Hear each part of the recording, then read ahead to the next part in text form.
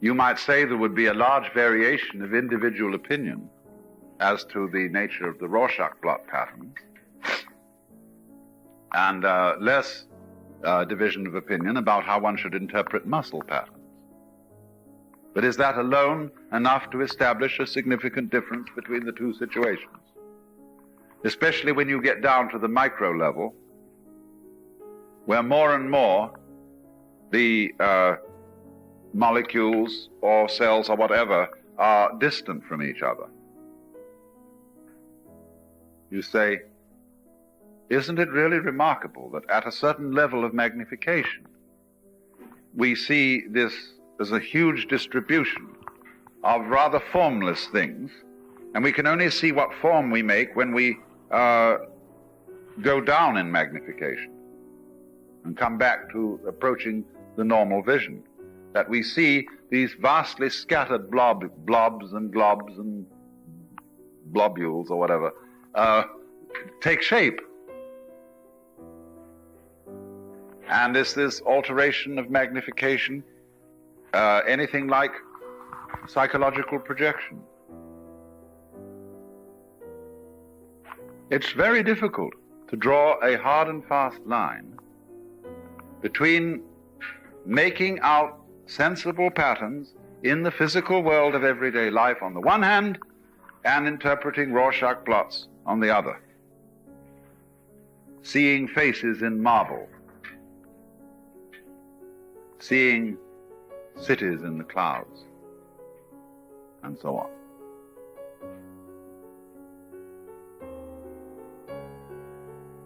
So then, what might appear as lines of continuity between various lives could be said to be there in the sense that there are veins and nerve lines embedded in the cell structure of muscles. But there is always, it's quite clear to us, there is something about the projections we make of faces into marble that has a kind of illusion to it. Quite so. And what Buddhist philosophy wants to draw our attention to is that the same kind of illusion is existing in our attitude to the physical world. We are projecting. But of course, creatures of like structure will make the same projections. Just as we look around here and see that we are more or less all the same basic shape, and therefore probably have the same sort of brains inside our heads, we are projecting a more or less similar structure upon the external world. And our agreement about that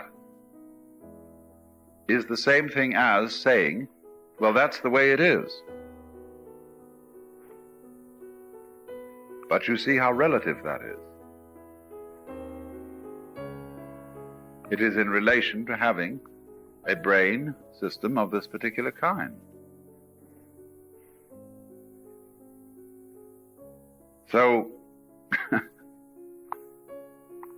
the Westerner may be anxious that his idea about reincarnation is something more than a fantasy.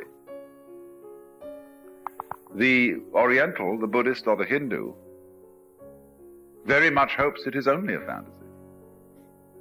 And in that case, it can be overcome. He can be delivered from a cycle of futility.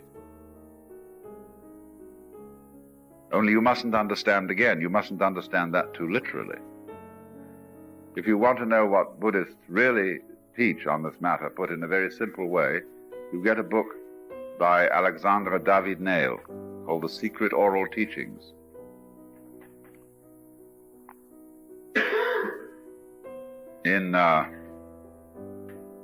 Difficult to get hold of, but somebody in this country is going to publish it soon. It is published in India.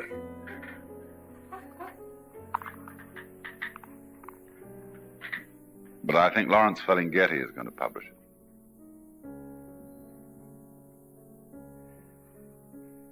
City Lights, San Francisco.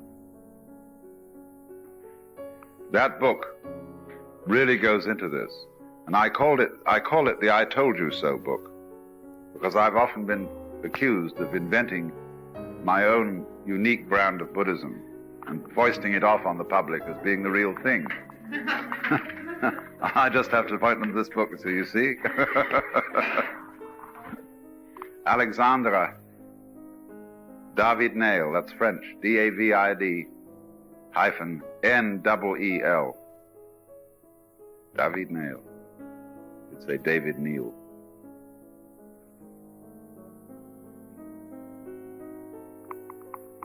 So now, what becomes interesting in this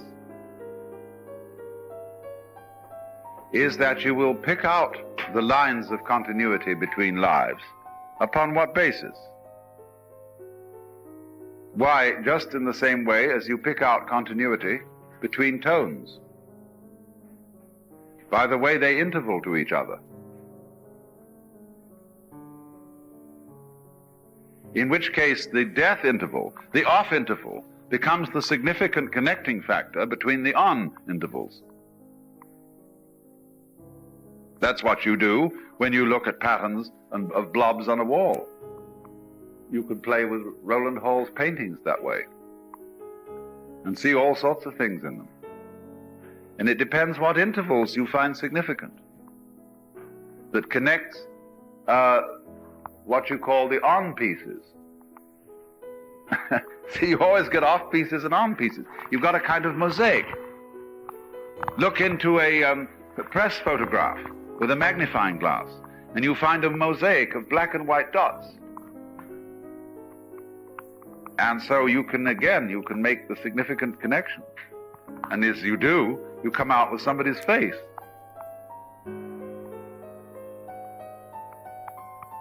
And so in the world, our nerves are very much like the press photograph.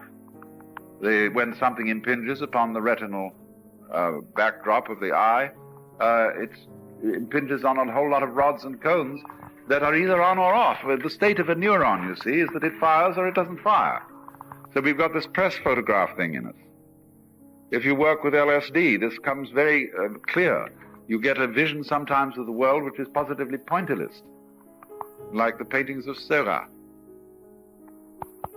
Somehow it seems as if your nerve ends had been activated individually, and you become aware of a grainy quality in everything.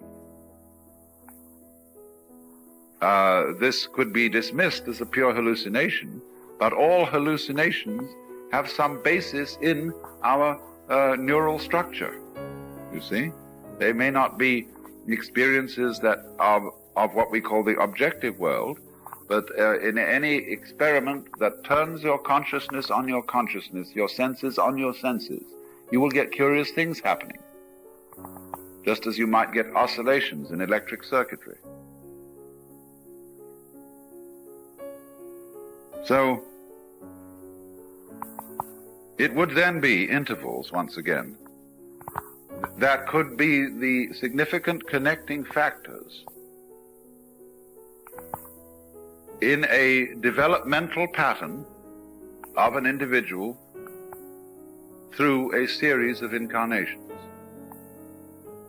But those intervals are illusions, and the connection is illusory. But in a sense of illusion to which we Westerners are not really accustomed. Because Maya means illusion in a very complex sense. It means also creative power, art, magic, calculation in the sense of the calculus.